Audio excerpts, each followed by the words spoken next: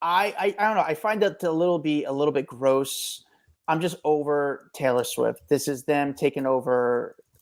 It's just, I think she sucks. Bottom line, I think she What are you sucks. talking about? Hey guys, welcome to the Hollywood Raw YouTube page. Make sure you drop a comment, like, subscribe, Do all the fun things. follow. Everything. We're here to entertain you guys. What are you waiting for? Hurry up, let's go. Enjoy.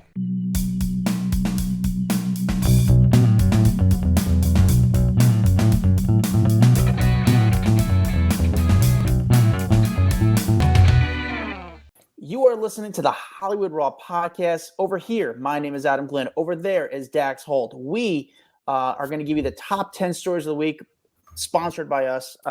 This is, I don't know. I don't know what to say. It's like the top 10s. We do it every week. In the middle of the week, we do an interview or we talk to each other. At the end of the week, we do the top 10 stories of the week. Like we said last week, sometimes there's a slow news week. This week, there's a lot of news stories, and Dax has to get to do the Jason show, which is a big show. So you're about to do that, right? In a few hours? Yeah, I got the 40 minutes. We have a lot of listeners that have found us because of the Jason show. It is a Minneapolis, Minnesota-based show, but they are in numerous other cities around the country. Jason is one of my buddies that I've been doing his show. Dude, probably 15 years. Like, he was one of the first people that was having me on when I was at TMZ, and like would do the weekly updates with him, entertainment news. And then we just became such good buds that even after I left TMZ, he was like, no, I still want to have you on weekly. And so he's followed me through our podcast career, as well as just all the other random things that I have done. So he's got a lot of fans on this podcast that listen, and I love him. So yeah, I got to wrap this up so I can get to him. Yes. So, again, we're going to do the top 10 stories of the week. This is our Raw rundown. Before we get to that, we read your reviews. I always stumble on those words because it's a little bit of a tongue twister, but we actually read your reviews. Dax, do you have a review ready for us? Of course, bro. Of course. I got you. All right. This one comes from Allison426, 5 stars. Let me know what to deep dive on the weekends. Love the podcast. I'm a part of the Facebook group, silently, ha ha ha. Adam and Dax are hilarious, and I love the conversation. I feel like I'm hanging out with friends. The Friday Raw rundowns, I like that they are an hour, are my favorite. I am a busy mom. You guys provide me with the right amount of celebrity I need in my life. Can you please possibly read my review on a Friday rundown? I didn't even mean to. I just happened to. You guys are the best. Allison M. That's awesome. Allison M., thank you so much. Not mean to read it on a Friday, but I am really happy that it worked out that way. So thank you, Allison. Looking at the date you left this, I appreciate you waiting very patiently for me to read this out loud, because it seemed like you left that a long time ago. But thank you for taking the time, and thanks for loving our rundowns. We enjoy doing them. All right, let's get into the Raw rundown, starting with number 10 with some good news. Huge news. The writer's strike has officially ended as of Wednesday night. This was Wednesday. This is a really big deal, but now writers have kind of come to an agreement with a lot of the streaming networks and studios out there, basically getting them back to work. I think you're going to see this mostly in the late night shows, because they're going to be the first ones to come back. Fallon, Colbert, Kimmel, Myers, they're all leaving their podcast, that whole podcast that they started up, Strike Force 5. They're leaving that, but they're going to be back to their nightly shows. This is a huge, huge win. Basically what happened was that they struck a 3-year writer's contract agreement. There were numerous days of renewed talks with WGA and AMPTP negotiators, and they joined studio execs, and those talks went on and on and on. You know, there was a lot of pressure from like Drew Barrymore's show and a lot of these other big shows. Who was the other guy? It was Bill Maher. Basically saying we want to go back because there's a lot of other people a part of these shows that, you know, they're struggling right now. The makeup artists, the set constructors, like all these other people that are out of business, and we need to get them paid. So they put pressure on, which kind of forced the hand, I think, of a lot of these studios to like really get back in the room, or they were going to start losing people to essentially being scabs and just get back to work. Well, according to a WGA statement, writers earned an increased pay in health and pension contributions with the contract extension, as well as new foreign streaming residuals and viewership-based streaming bonuses. There's also assurances against AI, which was a huge deal. Like, people don't want to be replaced just because AI has the ability to write scripts. So this is one big step forward. Obviously, SAG is still striking right now, so you got writers, but you're not going to have actors until negotiations have been struck for actors. Yeah. During the writer's strike, all late night show hosts kind of came together and did a podcast. How well it did, I don't know, but I know Spotify was pushing it pretty hard. I miss the days when like the late night show hosts didn't get along. Was it more fun when the Jay David Leno Letterman and Leno Letterman night hated? days? Yeah, was it more fun to see who was winning in the ratings and all that, the back and forth? I thought that was good for TV. Now it's all these guys play nice; they all like each other. But we want to see fighting. You know what's so funny? Like, they're playing nice, but we know at the end of the day, there's always a little bit of like coldness, like in the back of their head. They're like, "Oh, this is my competition," and I don't think it's good competition. It's not like, "Hey, we play the same sport together." It's like, "No, I'm trying to take the other person out." I know this from talking because the more they take them out, well, that just means that they are on top, and taking ratings away from another person gives them more power, gives them more, negotiation power with getting more money. I mean, it's a huge deal all around. Yeah, I had there is a I know a person that got asked to do a late night show. They did that, but the other person got pissed that they went on that show. So there is definitely some animosity that they don't talk about publicly, but I miss it. At the end of the day, the writer's strike is now over. Now we have to go, now the attention goes back to the actors. Yeah, I think in the future, you got to consider about the other jobs that are losing out. Camera guys, the people in production that didn't get paid because of some other union. 100%. And I think that's something to consider in the future. That was the big thing that like Drew was concerned about. She goes, "Listen, I'm fine. I'm Drew Barrymore. I've got tons and tons of money, but it's not me." She's like, "Yes, writers are a massive part of my show, but there's also 100 other people that I need to worry about who are out of work right now because of the strike." So she was the one worrying about all the other people. And I don't want to say little people because they're not little people, just other people on set. Yeah, something to consider definitely in the future. And I do respect Bill and Drew for kind of speaking about that part, because that was a perspective that I didn't think about. And I think when she and Bill Maher spoke about it, it kind of brought me another, again, perspective and brought my attention towards that, because other people are being affected, not just the actors, not just the writers, but other positions. Moving on to number 9.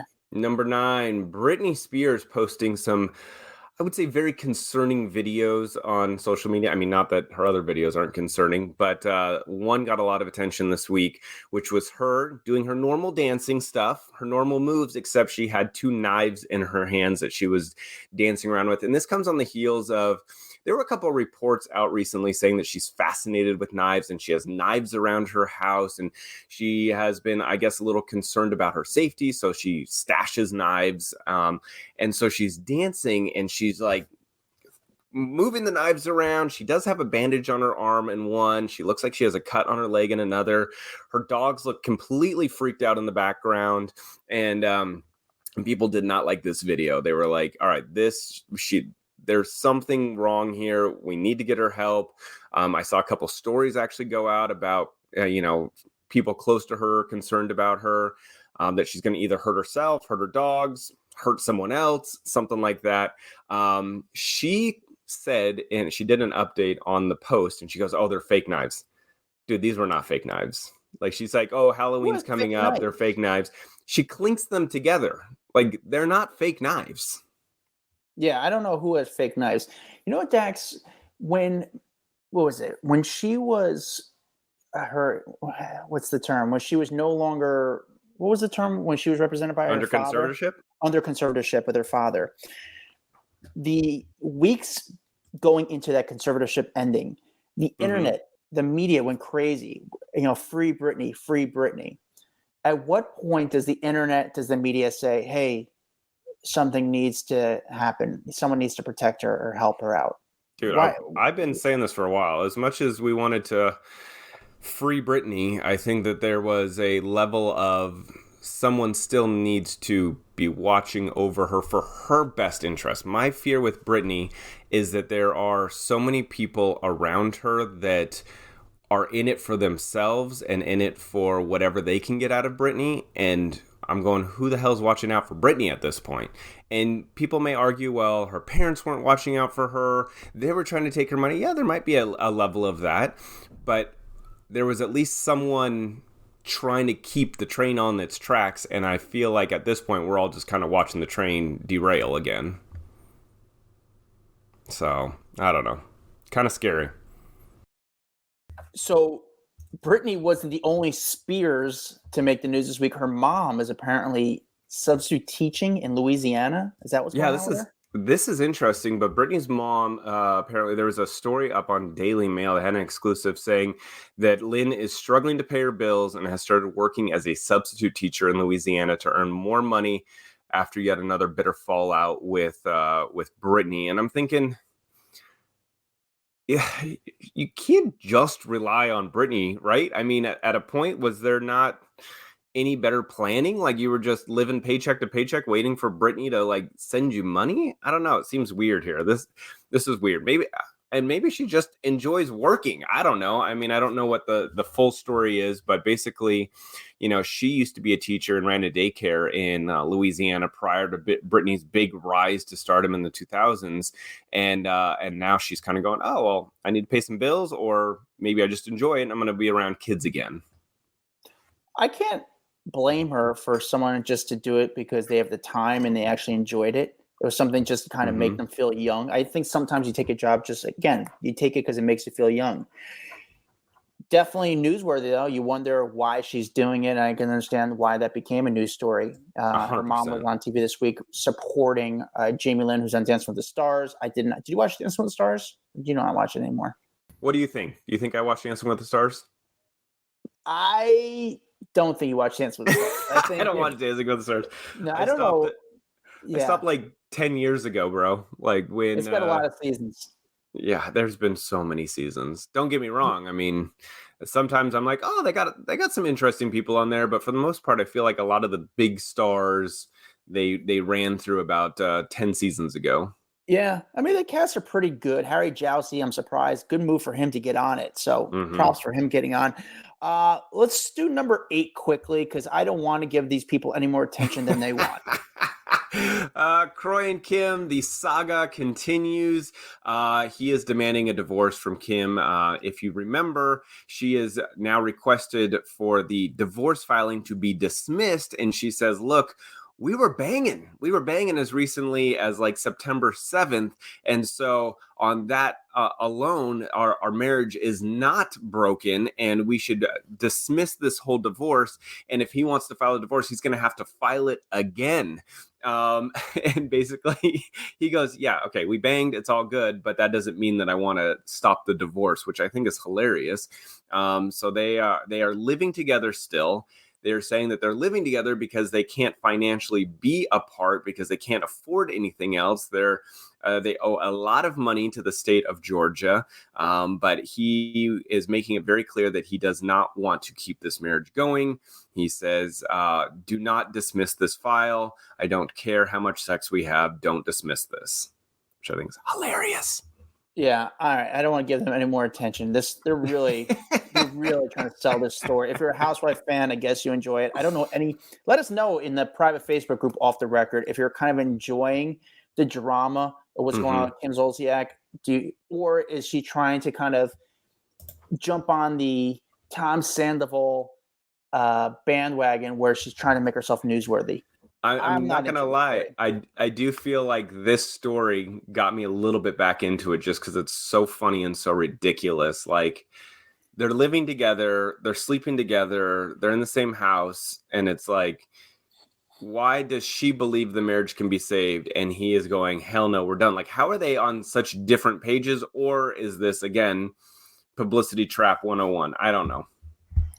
Number 7, this story, it's got some traction. However, it's a crazy story. I'm surprised that it's not getting more attention, and some outlets like TMZ aren't even covering it. Yeah, this is a wild story, but Cher allegedly hired a group of guys to kidnap her troubled son, Elijah Blue Allman, from a New York hotel as he was trying to apparently save his marriage. The story, I read it in the New York Post, but basically the story goes that he was at the hotel with his estranged wife. I don't know how to say her first name, Mary Angela King. And this happened last November when 4 men barged into their hotel room, according to a declaration made by her in a Los Angeles court. And basically, they were spending 12 days together before he was taken away by these 4 men. And while they were taking him away, they said, "We're here on behalf of his mother." And so she's saying, like, I don't know what happened to him. I don't know where he went. She was very concerned about it. And I don't know why this document just now came forward. Because, again, this is like a year-old document that was at the courthouse. But basically, Cher has been very worried about her son. He's had a lot of drug issues over the years, and stayed at the Chateau Marmont in West Hollywood for about 6 months. But he was literally walking outside, smoking a cigarette, would pass out on the front step. Hotel staff would bring him back in.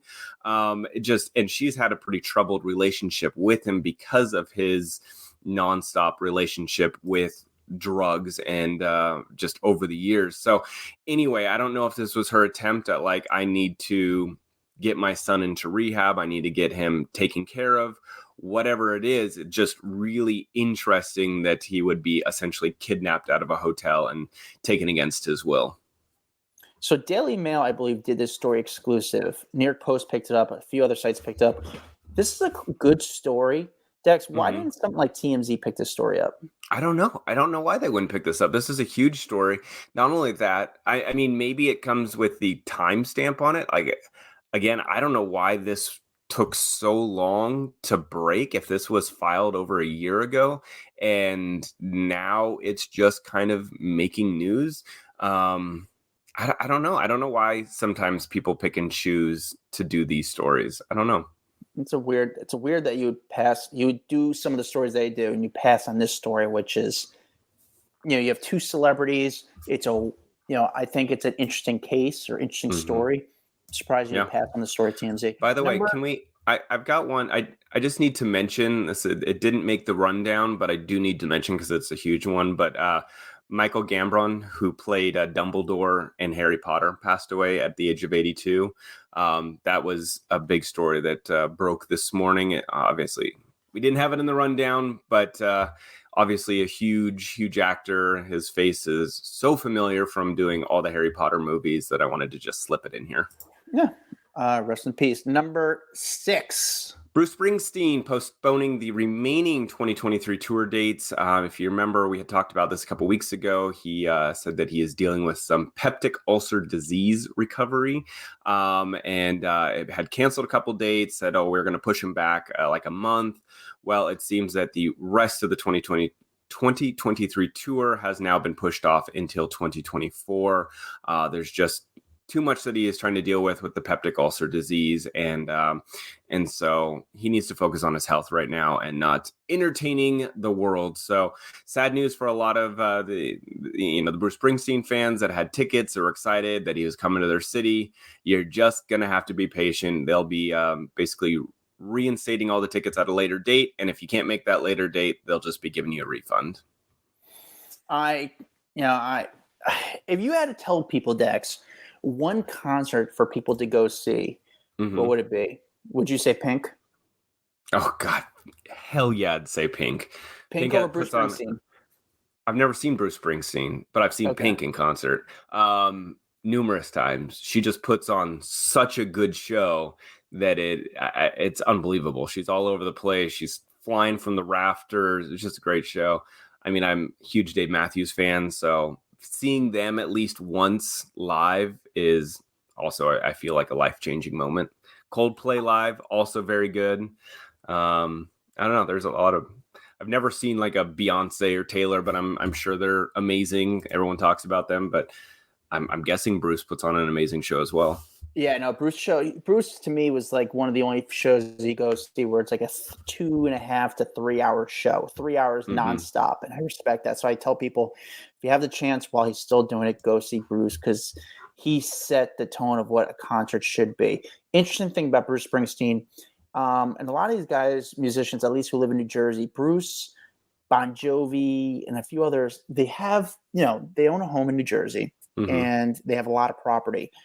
And for tax reasons, they have to have a little bit of like a farm. Okay. And if you do have a little bit of a farm, you have a huge tax break. And I believe Bruce, like you just grow some corn and you're good to go, bro. So I think what they do is bees. They have a small like bee farm and make fresh honey. And because they do something like that, they save a ton of money over taxes.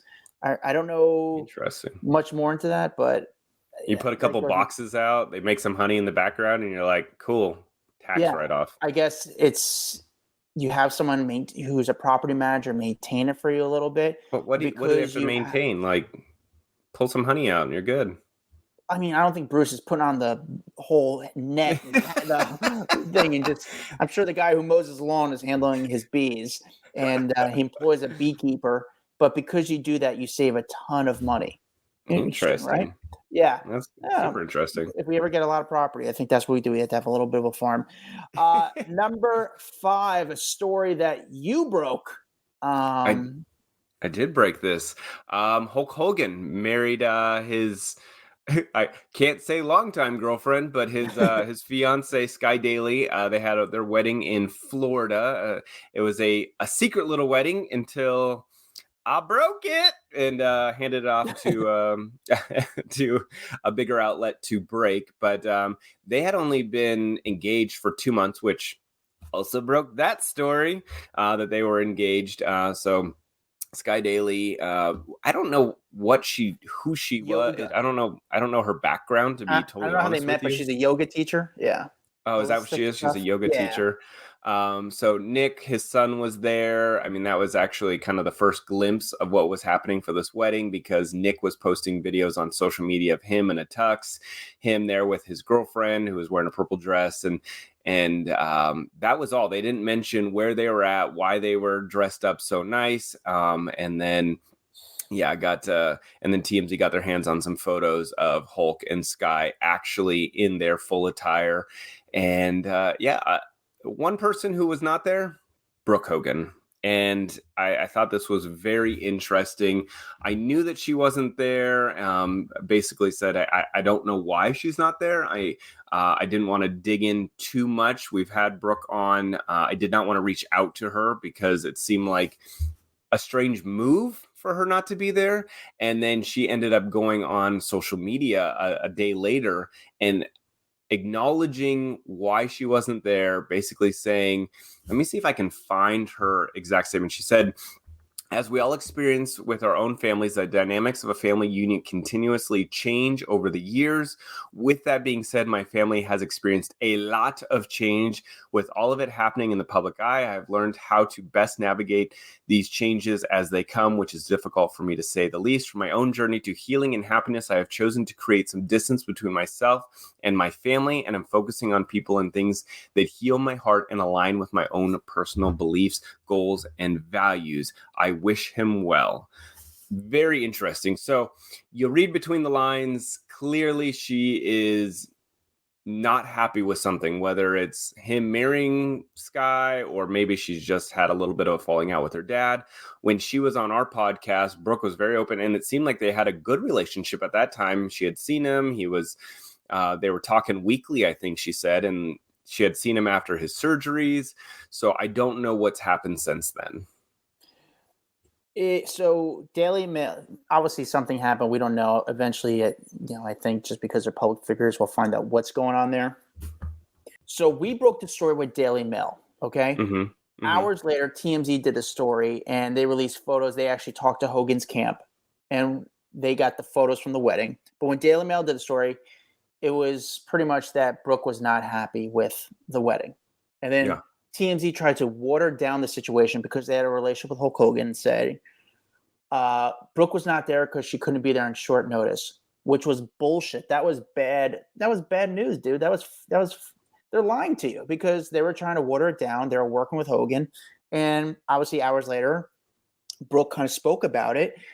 And again, TMZ said that Brooke couldn't be there on short notice. Hulk Hogan, being a father, would do what he has to do to make sure his kids are there. I don't think Hulk Hogan would do this without his kids. Nick was there. Of course he would do it with Brooke there. I mean, it was somewhat planned, but just a small, intimate setting.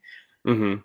Hogan would have waited an extra week to make sure Brooke was there. And obviously, with Brooke making the statement, TMZ was wrong. Brooke was not there because she chose not to be there because I guess there's something going on and we don't know what it is. But I'm glad Brooke spoke up just to kind of clear the air because, again, I think she had to clear her brand and her, she looked bad 100%. not being at her dad's wedding. So she's like, dude, no, here's the deal. I didn't just not go there because I couldn't be on short notice. This is what's going on. I don't feel like going more into detail, but this is what it is. 100%. Good statement, fair statement. TMZ was wrong. I think Brooke kind of spoke up and Well, I think it's good that she's honest, and I will say that about Brooke is she was probably one of the most honest people we've ever had on the podcast. Like no bullshit, just straight to this is who I am. I'm an open book. I'm not going to lie to you. Like, we've had drama in our lives, blah, blah, blah. She was great. And I think this is just a continuation on it. Like she is such a refreshing, like public figure, I would say. And knowing that she looks bad in the situation and acknowledging like, look, there's shit going on in my family. It's not great. I pass on it because I need my own mental health. I love that she even put out a statement. I think I love her. I love her even more. Yep. Number 4. Number 4. Oh, man. Pete Davidson got a new girl, the Outer Banks star, Madelyn Cline. There was rumors of them being together, and now we got photos of them hanging out, I guess, leaving his Arizona show. They got onto a private jet, and there's photos of them getting onto this private jet. You remember he was recently with Chase Sui Wonders, and then they just recently broke up. Well, it sounds like Madelyn has a very clear sense of what's happening right now. She goes, in no way is she serious about this relationship. They're just having fun together. She's going to see where it lasts, but she's like, I don't think that we're soulmates here. We're just having a good time. And I think that's a good way to look at it because, hey, have fun. Enjoy your time together. And if it ends up lasting longer than you anticipated, great. But if it is just a little fling and they spend a couple weeks together, awesome as well. Because you know what I hate? I hate when people start dating and they're a weekend and they're like, oh my God, he's the love of my life. Or she's the one thing I've been waiting for. And then they break up a week later. I'm like, just be honest. Hey, you're having a good time. That's it. Yeah, I think a lot of girls in that position, especially Madelyn Cline, who's not the biggest of stars, is hey, I'm enjoying the moment. I'm curious of what the appeal is. I'm curious about what's the big deal about hooking up with Pete Davidson? Is it that incredible? So I'm curious in between all these actresses Pete dates, does he ever hook up with like a normal chick? And does he make these girls, the normal girls that he may hook up with in between the celebrities, does he make them sign an NDA? Because you don't hear much. None of these girls speak. It's so funny how we care so much about Pete Davidson's love life. It's not me and you. The public does. Because I know from talking to these news sites, when you guys go click on these news sites, every single website, they have a screen where they could see which sites are doing the best, what's getting the most engagement, which stories are people clicking on. And people somehow are very interested in Pete Davidson. They're curious about who he takes down next.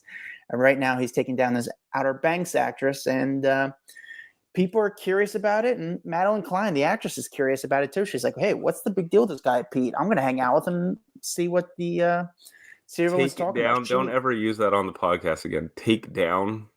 Yeah. I mean, listen, yeah.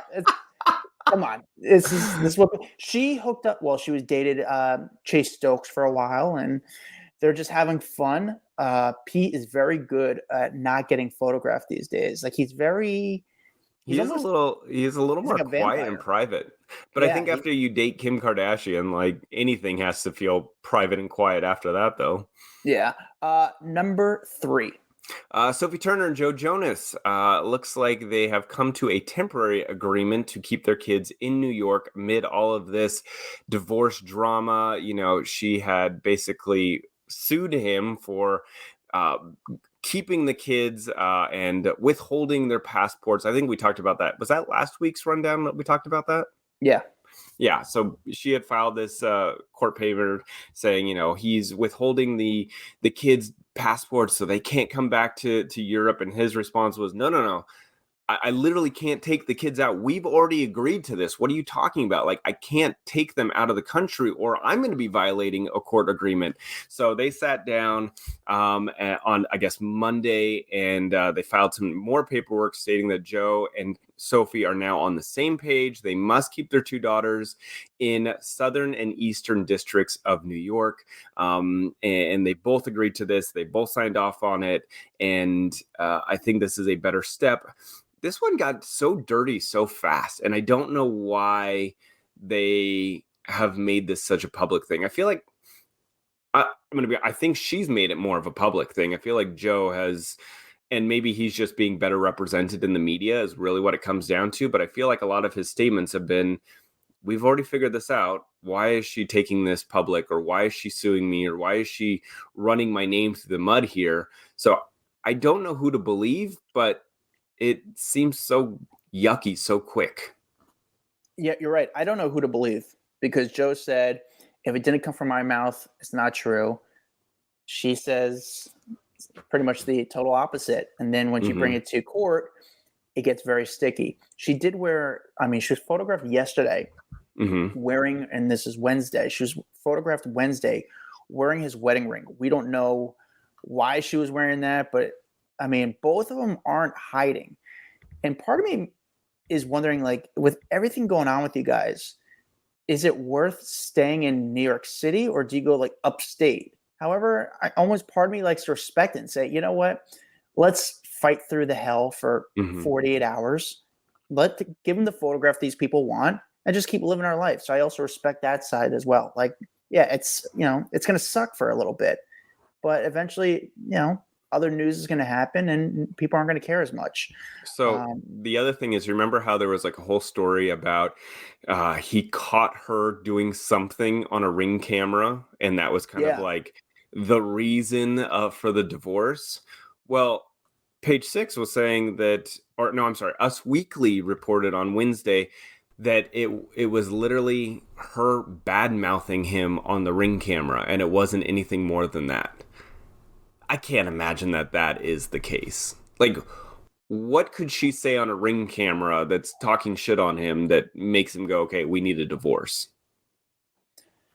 Those Ring cameras are scary. Ring, ending marriages since 2001. You ever walk up to a house and like just a random house? I've looking for houses myself, and you stop at a place and you're just talking shit about the house, and like, oh, there's a Ring camera. You have to be careful what you do in front of those things.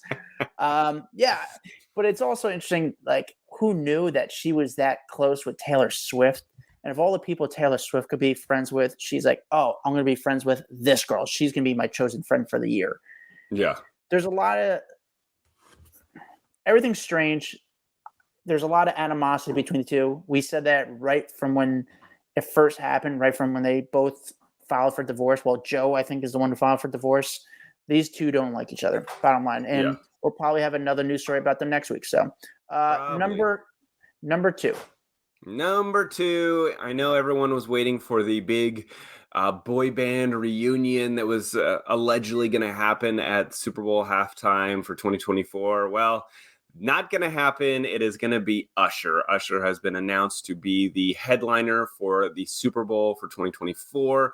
It's going to be in Las Vegas at Allegiant Stadium. Is that how you say it? Allegiant Stadium? Yeah. That stadium is dope, by the way. Have you seen they got it? a club in there. It is so cool. Like from the outside, when you're driving through Vegas, it's like all black and sleek. It looks really, really cool. So Usher's going to be headlining it. I mean, kind of an interesting choice in my opinion, because I feel like Usher hasn't had any really big hits in quite some time. Not saying he's not a huge star, but just strange. I don't know. I think it's an awesome choice, Dax. I think it's a great choice. First, Usher's doing his residency in Vegas currently, and it's a show that I've heard amazing things about, because once he does his residency, you forget about how many hit songs Usher has. He could dance, he can move, he's still good. I don't know. I think there's I think it's a great choice. People are curious who Usher's going to bring out. Well, Little John, of course. I mean, if he doesn't do with Little John, what's the point of doing the halftime show? The only other option I could think of, to make this a good halftime show, and in my opinion, is to do a whole thing like an ode to boy bands and have NSYNC, Backstreet Boys. But again, these guys said they weren't doing it. Like, I don't know. I don't. You can't just pick one boy. But you can't just have Backstreet Boys. You can't just have NSYNC unless you have them kind of combine and become like the ultimate boy band group. I don't know. Do you have a better option that you thought of? Maybe could be a good halftime show. I think Usher is a good, safe pick with a guy who's been supporting Vegas in the past year with his residency. He's got a lot of hit songs. I was actually more surprised by Rihanna than Usher. No. Oh my God. I've been championing on Rihanna for so many. I think you're probably like, Pink. I think you're a Pink guy. You're say Pink. I'd say Pink, but I think Dua Lipa right now. Dua Lipa has so many big. Yes. Are you kidding me? So what we do? It's a halftime show about TikTok songs. Dude, Dua Lipa is huge right now. Huge. I think she would put on a phenomenal performance. I think she's too beautiful, and I think she'd do really well. She's too new. She's got to be around for a little bit longer. Okay. Well, you have your opinion. I have mine, bitch. Yeah, but my opinion matters. That's the difference. That's the difference. By the way, speaking of boy bands, I want to, we don't normally promote what's going to be coming up for our Wednesday episode. We just never really talk about it just in case people pull out or whatever. But we did sit down. We recorded an episode this week with Chris Kirkpatrick and Brian McFadden.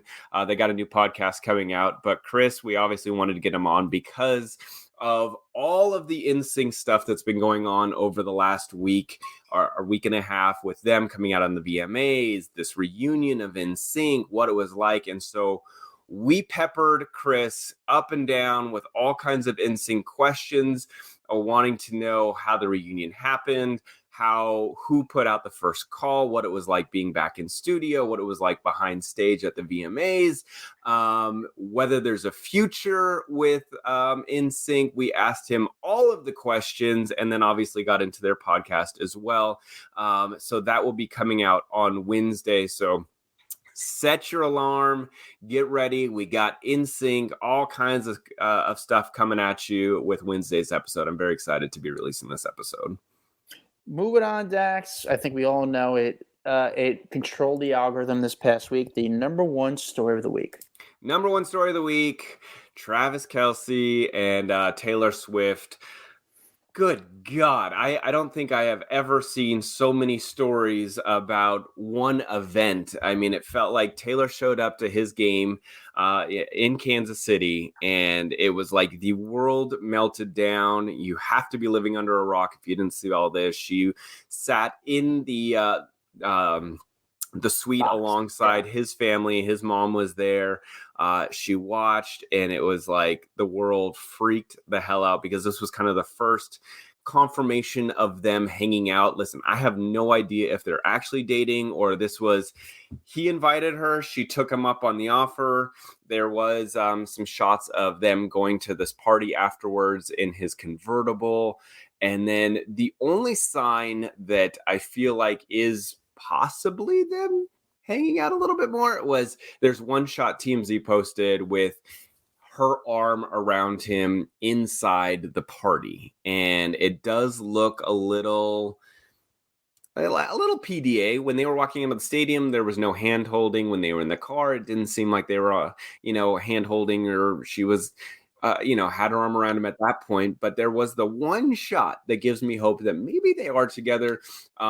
Her showing up to the game, though, was a really big deal because it made his jerseys blow up 400% in sales. He was one of the top jerseys sold last week because all the Swifties wanted to get one of his jerseys.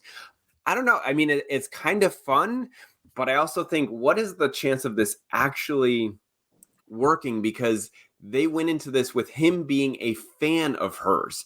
And I don't feel like that's the healthiest way to enter a relationship. If someone being like a super fan, then you're kind of skewed going into it, don't you? What you think? Yeah, let's start from the beginning. So when they start showing her at the box, everyone goes crazy. Everyone's trying to everyone's taking photos. They had a camera ready they had a camera pretty much on Taylor the entire time. They basically assigned the camera on Taylor, just keep the camera on her the entire time. And once Travis Kelce scored that touchdown, it went right to Taylor going crazy. And she was going way too crazy. I mean, who knew she was the biggest Chiefs fan out there? It was like, she wasn't. That's the thing. That's the funny part. Did you see this alleged letter that was from her team, and it had all the details about the Chiefs, like who are the stars of the team, what position they play, kind of like a Cliff Notes version of, hey, here's what you should know walking to the stadium, which I love. Don't get me wrong. I think it's awesome. Like, you feel prepared, you walk in, you know what you're doing, so you don't look like an idiot. So I love that part of it. But she clearly was not a Chiefs fan walking into the stadium. My favorite trend of the entire week, however, was all the videos on social media where it was wives telling their husbands how Taylor put Travis Kelce on the map and how finally he's going to be a star, which had me dying because he is so big in the football world and with fantasy football, and he is such a big deal. And so these videos were cracking me up because the guy's reaction to what are you talking about? He's huge. You are ridiculous if you think Taylor is putting him on the map. It was so good. Did you see any of those? I did. I obviously the thing that also became popular was how they allegedly possibly snook her out in the popcorn thing. That's how they got her out of there. They said that wasn't true, though. They said that she walked out with the family. So I don't know. But she is supposed to be at the Jets game this weekend. There's rumblings that she'll be there. I have a friend who's a high-end ticket broker, and I called him regarding this. And I said, listen, are you getting a lot of calls regarding people wanting to go to the game because Taylor Swift might be there? He said he got one call from one client, said, hey, listen, give me the best seat you got. My daughter wants to go to the game. I don't care about the game, but she wants to go because of Taylor Swift and Travis Kelce. But she's more going to just see Taylor Swift. Dude, is Taylor Swift literally going to fuel more money into the NFL? That's ridiculous. If her showing up to games suddenly makes women and kids and other people show up to the game that would have never gone to a game before, I think is I will just shake my head this is insanity. She fuels money into everything she does. But do you find any of this, from the attention she's getting to showing her how she was at the game to her relationship with Travis Kelce, we don't know what's really going on there, the truth. Mm-hmm. Do you find any of this a little gross? No, I find it entertaining. I don't know. I find that a little bit gross. I'm just over Taylor Swift. This is them taking over. It's just, I think she sucks. Bottom line, what? I think. What are you talking about? She doesn't suck. She is pure entertainment, dude. Listen, I enjoy her music, but as a celebrity, she's so. You know what? I take it back. She sucks. I'd say she's so cringe that I'm enjoyed by her cringe. She doesn't. When you see her at the VMAs dancing, going crazy, I enjoy that stuff. I enjoy her being oh my God, you are so corny, you are so lame. I'm actually enjoying this. All right, that's it. I gotta go. I gotta go do the Jason show. I've got 2 minutes before I'm live on the air, so I gotta jump. All right. Well, that's our Raw rundown for the week. I apologize if any Swifties pissed at me. This is, I'm not a Swiftie. I'm more of a Dave Matthews Send a hate mail to Adam at Adam Glyn on IG. Yeah. If you want to send me hate mail, check out my MySpace. Send me hate mail on my MySpace. I'll read it and get back to you. Thank you guys for watching. If you're watching on YouTube, if you are tuning in, just listening to it, leave us a review. It's the best thing to do to support this podcast. Join our private Facebook group, Off the Record. Follow me at Adam Glyn. Follow Dax Holt at Dax Holt. We'll see you guys next week. Bye. What's up, guys? If you like that video, there's plenty more where that came from. Make sure you like, subscribe, hit the bell so we can just feed you all the goodness daily. Hurry up. Come on, let's go.